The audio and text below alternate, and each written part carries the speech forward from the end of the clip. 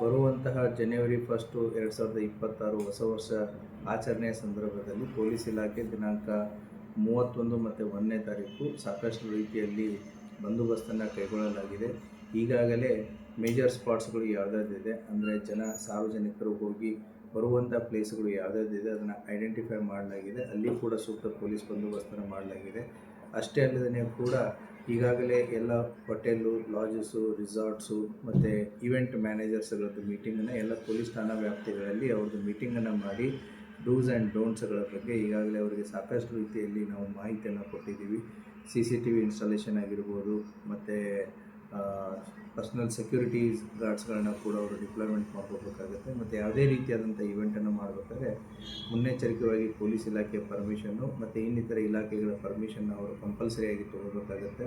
ಅವತ್ತಿನ ದಿನ ನಾವು ರಾತ್ರಿ 12:30ವರೆಗೂ ಮಾತ್ರ ಅವಕಾಶವನ್ನು ಕೊಟ್ಟಿದ್ದೀವಿ.